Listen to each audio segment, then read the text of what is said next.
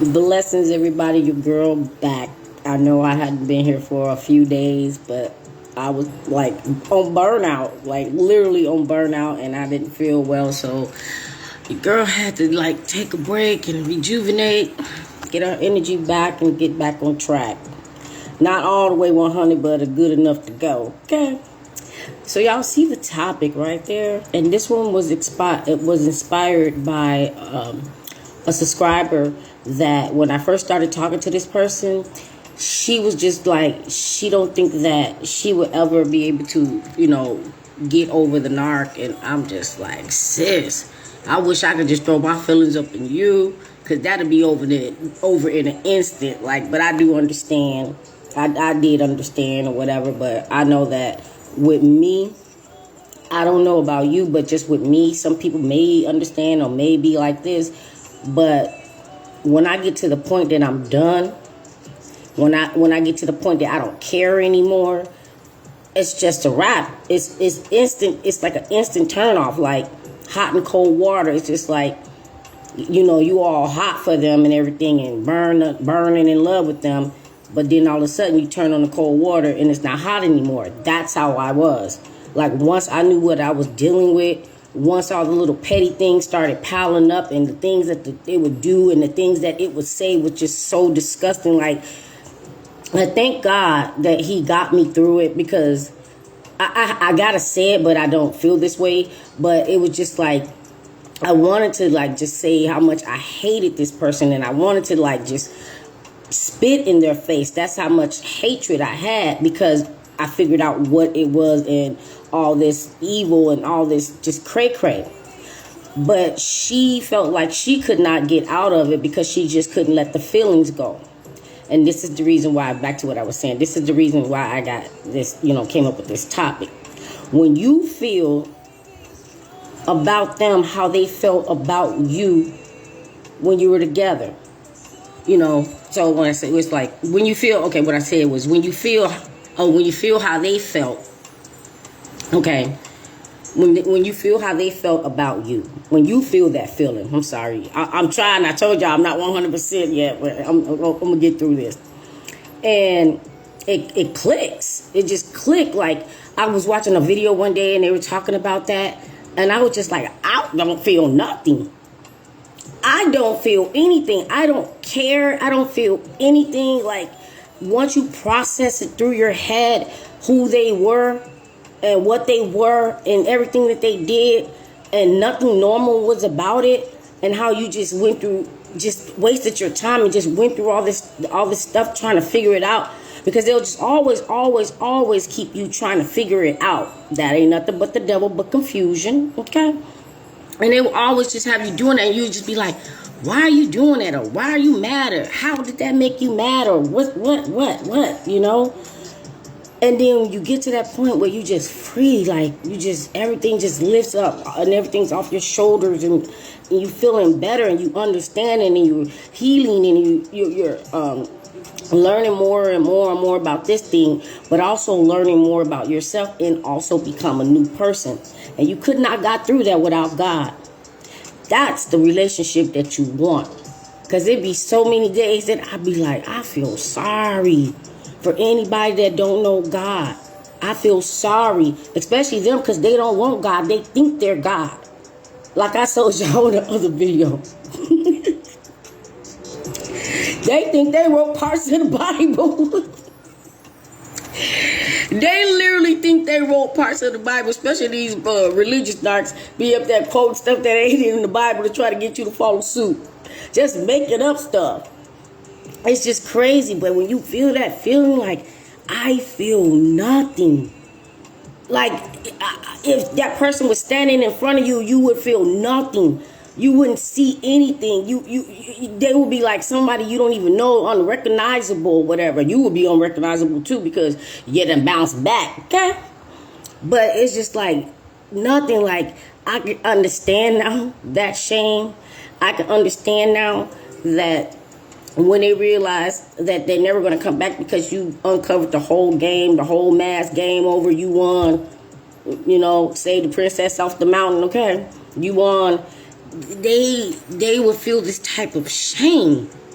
This type of shame where they can't believe somebody actually figured it all out, so they know that you will never see them the same. You will never see them the same.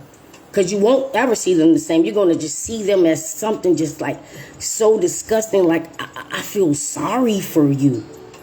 I feel sorry for you. I know why you are like you are. And I know who you are. And I know the things you've done and things that you are doing. And you're just going to do it to the next person because somebody got to get it. Okay? Somebody got to get it. But when you feel like they felt about you, but the difference is what they was feeling about you, looking at you like in disgust or whatever, and thinking you're so stupid and thinking all this stuff about you that was actually them because they were projecting it to make like it's you and they're this perfect good person. And so they're looking at you like disgust and all these things because they know who they are. So they assuming that you are that too, or they just want you to be. That's how you look at them when you're done. But the difference is what you're looking at is true. What they were looking at was just conjured up in their delusional ass mind. They just made that up about you. I remember times like, I don't know who you think I am. And I said this to like a couple of narcs, like the last work narc. I was just like, you really do think that I'm an extension of you? Of you? We don't have... I ain't even gonna go there, y'all. Because if y'all can see what I'm thinking and know who and what I'm talking about, y'all would be like, hey, love, how you doing? How you doing? What you say? Right. It is deep. It's real deep when you like really put your mind to it. Like, it's just, I'm trying to explain it the best way I can, but then I wrote down some things I didn't want to forget. So, and this is pretty much when it's like post-narcissist. Like when you're done with the whole thing and you finally moved on, whether you get in a new relationship or not. And most of the time, see, this is, okay, let me say this. This is the thing. They hope that you never get in another relationship after them. They hoping that they messed you up so bad that you don't want another relationship, which may or may not be true. But what they really did is they made you want a relationship with yourself, in a relationship with God, in a relationship with peace. So it's not like you're not dating or can't date or can't get anybody after them.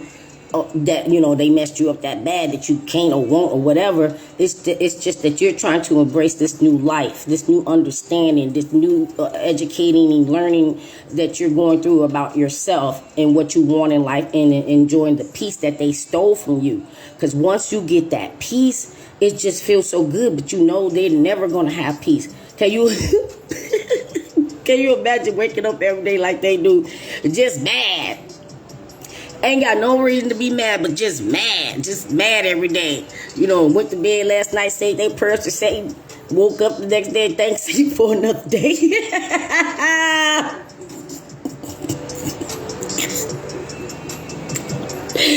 I'm sorry, I'm for real. That's what they do. Like, and then the other thing that I was like thinking, like, who goes around looking for people, and it might be somebody that you truly are attracted to, and they are attracted to you, and you like they're really this great person, and you know that you're not. Who goes around looking for people to just destroy, just to treat some type of way for nothing? That part. For nothing, when you done nothing to them, never harmed them, don't even know them or whatever, and they get with you because they want to do you some harm. They want to do something to you. Isn't that crazy? Call that sleep with the enemy. They already know they hate you. You don't know you sleep with the enemy, but they already know they hate you, but they don't mind doing that. Make this make sense. Who want to touch somebody they hate? I don't even want to talk to somebody that I would hate. Better yet, they're touching me. Don't put your demonic ass spirits on me by touching me. No, like, it's just so stupid. But I think I'm getting off track. But I hope I just mentioned her, like, just real quick, that she's finally understanding, and this is how I came up with the topic, because she don't feel nothing. Like I said, I don't feel nothing about any narc I had to deal with. Like, any narc, I don't feel anything. Some narcs that have you thinking that the other narc was so bad.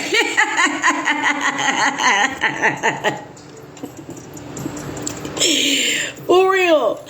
And then when reality kicks in, because you are that one person, perfect person that they actually really did have, but they just had to be a narc, and now they have to sit there and reminisce and feel some type of way because they can't get that anymore. Like when I was first getting out of the thing and learning terms and things, now I understand, really understands what it means when they say that they're trying to look for you in someone else, meaning that they're going to try to find someone else and pray that this person act, say, and do the same things that you did, but don't know that they are not.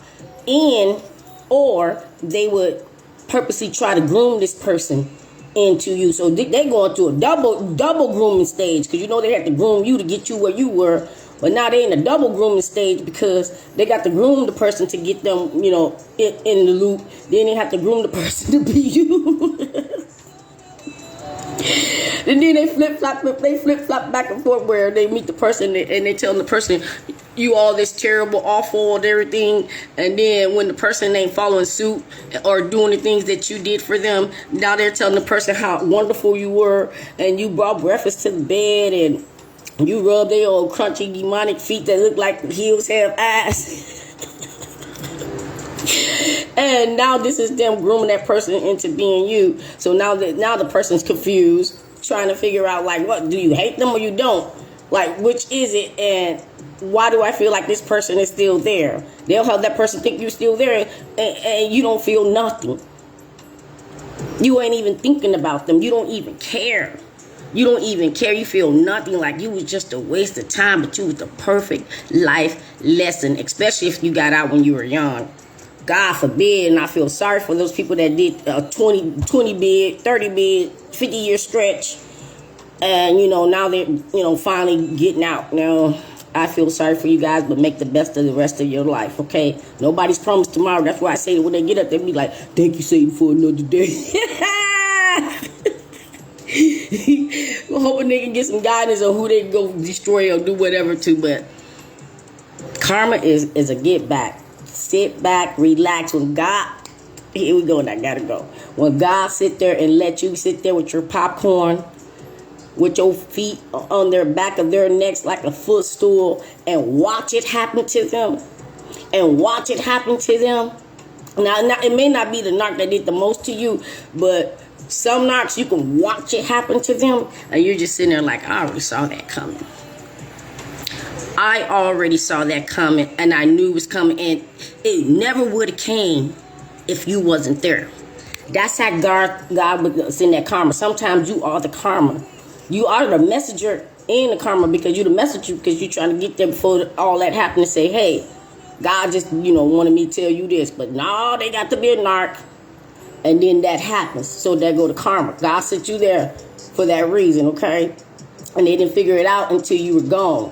Because now it's all playing back in their head and their memories. Like, that's what such and such was trying to say. Oh, that's what such and such meant. Oh, that's why such and such was here, or whatever. And I'm going to have to do another video on this one, because it made me remember something. When you are the chosen one, light worker, whatever position that God has given you in life, you have special powers. And I'm not talking about magic or fake. I mean really, really special powers, where you have to tap into yourself and try to figure out what powers do you have and how to use them. And when I realized I had not just one, but I have multiple ones, and when somehow, I don't know, God allowed you to display these powers in front of the narc, so the narc knew that you were a special one. Narc knew that you was a special one because you done something or figured out something that only the God or the universe could have told you, and you wouldn't have known. There's nowhere in the world you could have known this or something. And they watch it happen not once but multiple times. So what made them think that they were going to get their plan through, that they had planned for you when they got with you? They had a whole plan. They had a whole plan for you in your life. I'm going to give you an example, and I'm going to go. I remember, I'm going to give you two examples. So the first one is simple. I got pictures. I got receipts. Not one time, but multiple times. I was able to pick up a butterfly, rub a butterfly, touch a butterfly, just surrounded by butterflies, where they made contact with me, and it's a butterfly. Butterfly's not like a dog. You can't just go pet a butterfly like a dog.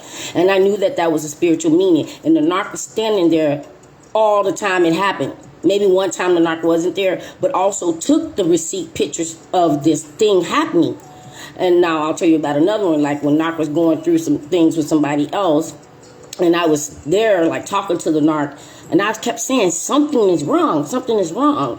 And narc was like, what? No, nothing's wrong. I'm like, no, something don't feel right. And at that time, I was at the car, and I was like, it was a car that I wasn't familiar, smart car, I wasn't familiar with it. And I kept looking at things and trying to figure out, what's this? And narc was like, oh, that's this.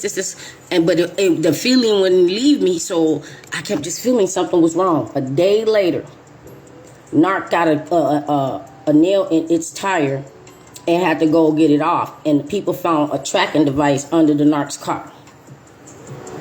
So that's going to be another video.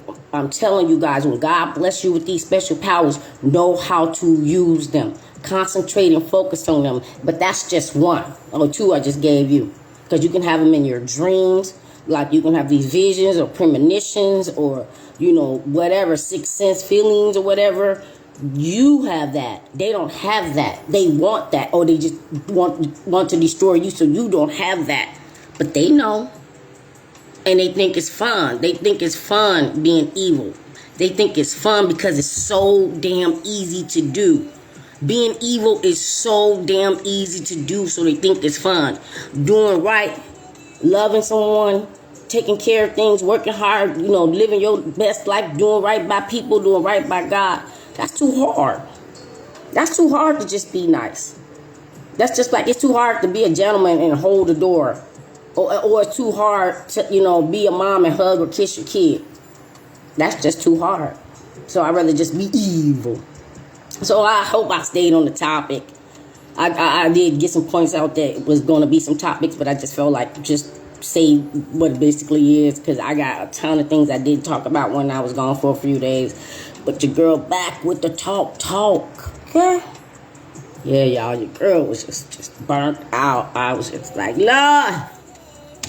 Lord, please come and touch the inside of my stomach. Thank you, babe, for sticking through this one. I hope this one helped. I hope you got something out of this. It's always nice to see you.